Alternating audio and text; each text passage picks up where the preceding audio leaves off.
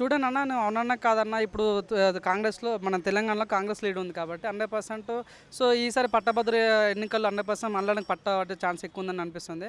ఇంకోటి నిజంగా ఇప్పుడు మీరు చూడన్న చాలామంది ఇప్పుడు ఎమ్మెల్సీ ఓటింగ్లో కూడా ఇంత గ్రాడ్యుయేట్స్ అయినప్పుడు కూడా మీరు చూడండి చాలా ఓట్లు అసలు నోటకి వెళ్ళిపోతున్నాయి. చాలా ఓట్లు అసలు అంటే వాళ్ళు వేయాలనుకున్న వాటికి వేయలేకపోతున్నారు అనమాట. సో ఈ రకంగా మీరు చూసుకుంటే 100% మీరు చూడండి తిరుమల అనే వ్యక్తిని అన్నాం. తిరుమల అనే వ్యక్తిని తన సోషల్ మీడియా డిపార్ట్మెంట్ని పనిచేశాను, దాని గురించి నాకు తెలుసు కాబట్టి. సో తనకు కాంగ్రెస్ అంటే విపరీతమైన ప్రేమ తనకి. సో 100% తను ఏంటంటే తను బీజేపీ ఉన్నప్పుడు కాంగ్రెస్ సపోర్ట్ చేసేవాడు, వేరే పట్టణం కాంగ్రెస్ సపోర్ట్ చేశాడు. తను ఏంటంటే కొద్దిగా జమ్మికి జిల్లాని అన్నట్లుగా మనకు క్లియర్ అనిపిస్తుంది.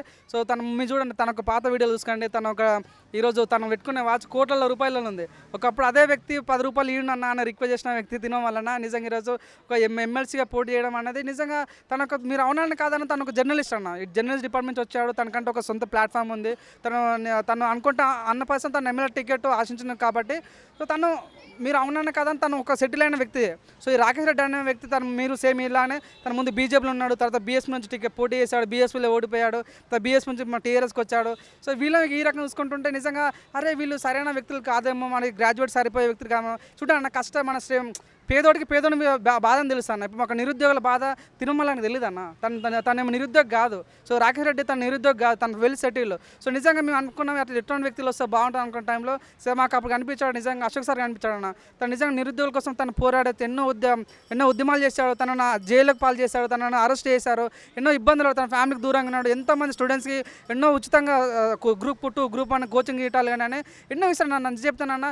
మన చూసాం సర్లే నీకు బాధపడడానికే గాయం తెలుసు అన్నట్టుగా. నిజంగా ఈ నిరుద్యోగం గురించి మాట్లాడే నిజంగా సత్తా దమ్మున్న వ్యక్తి. మీరు చూడన్న, ఇప్పుడు ఎమ్మెల్సీలో తిరుమల మళ్ళీ గెలిచినా కూడా నిరుద్యోగం మాట్లాడే స్కోప్ ఉందా అన్న? 100% తన నిరుద్యోగుల గురించి పట్టించుకోడు. సో రాకేష్ రెడ్డి కూడా తను ఏదో పదవి రావాలని ఆశిస్తారు తప్ప కానీ నిరుద్యోగుల గురించి అంత లేదనుకుంటున్నా. సో నేను చెప్తాను, నిరుద్యోగ ప్రజల దయచేసి ఒక్క రిక్వెస్ట్ చేసిన.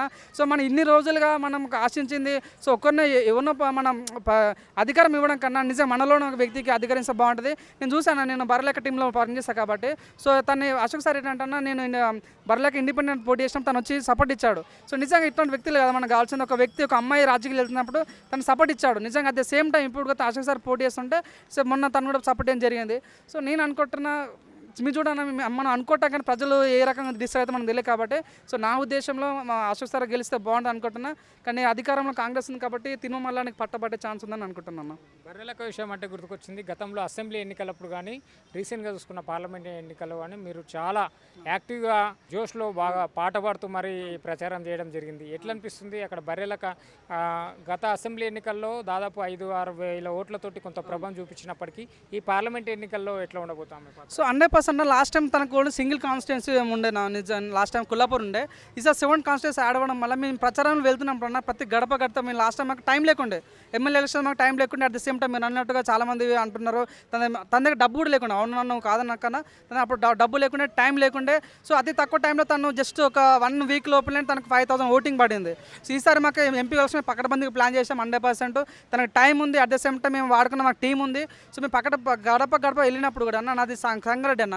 సో నేను ఎక్కువ డబ్బు ఆశించకుండా ఒక బిర్యానీకి అమ్ముడుకోకుండా ఎప్పుడైనా డబ్బులు ఆశించాను. నా సొంతంగా నేను ఇక్కడ నుంచి హైదరాబాద్ నుంచి ప్రచారం ఇక్కడ నుంచి వెళ్ళి సో అక్కడ ప్రచారం చేశాను. సో చాలామంది యూట్యూబ్లో చూస్తున్న తను చాలా నెగిటివ్ రాస్తున్నారు. సో మీరు చూడండి, ఒక అమ్మాయి తను రాజకీయాలు వచ్చినప్పుడు తను గెలిచిపోయింది నన్ను ఆల్రెడీ. సో నిజంగా తను అంత వ్యతిరేకత ఉన్నప్పుడు తను 5,000 రావడమే తనకు ఎప్పుడో ఎమ్మెల్యే ఎలక్షన్లో గెలిచిపోయింది. సో తను ఓటింగ్లో అక్కడ నేను చెప్తాను, నేను రాసి పెట్టుకోండి. సో ఎమ్మెల్యే ఎలక్షన్లో తనకు 5,000 ఓటింగ్ వచ్చింది. ఈసారి ఎంపీ ఎలక్షన్ 7 కాన్స్టిట్యూన్సీ కాబట్టి 100% 5,000 దాటి వస్తుందని అనుకుంటున్నా. తను విన్ అవుతుందా కాదనేది పక్కన పెట్టండి. సో తను ఆల్రెడీ గెలిచినట్లు, ఒక అమ్మాయి రాజకీయాలు రావడం అన్నప్పుడే గెలిచిపోయింది. తన ప్రజల దగ్గరికి వచ్చినప్పుడే తను గెలిచిపోయింది అనుకుంటున్నా. సో మేము వెళ్ళినప్పుడు అన్న ప్రతి ఒక్కరికి వెళ్ళినప్పుడు గడపకి వెళ్తున్నప్పుడు కూడా చాలాలో మేము యూట్యూబ్లో చాలామంది తన గురించి నెగిటివ్ రాయటాలంటే అదే తన మీద స్కోప్ తగ్గిందేమో, తనకు ఓటింగ్ పడదేమో మేము అనుకున్నాము. కానీ మేము ప్రచారం గ్రౌండ్ వర్క్లోకి వెళ్ళినప్పుడు ప్రతి ఒక్కరు అన్న మేము తను ఎక్కడైతే ప్రచారం ఒక దగ్గర పలానా ప్లేస్ ఆపినప్పుడు చాలామంది అన్న గుంపులుగా ఆడేవ్వడం. 100% నీకు లాస్ట్ టైం నువ్వు కొల్లాపూర్ పోటీ చేసామమ్మా, మీ నగరకన్నా ఉండడం వల్ల నీకు ఓటే వెళ్ళకపోయినాము. సో మేము నగరకన్నా 7 కాన్స్టిట్యూన్సీ ఉన్నాయి కాబట్టి 100% మేము ఏ పార్టీలో నా డబ్బులు తీసుకుంటాం, బిర్యానీ తీసుకుంటాం, అమ్ముడు పోయినప్పుడు కూడా నా ఓటు 100% లోపలికి కొంత మీకే వేసామన్నారు.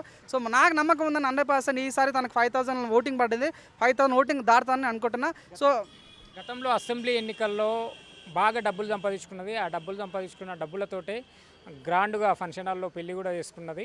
ఇంకోటి ఈ మధ్యలో చాలా ట్రోలింగ్స్ కూడా వస్తున్నాయి ఆమె మధ్యలో. అందుకే ఒక వీడియో కూడా రిలీజ్ చేసింది ఏడుస్తూ బాధపడుతూ.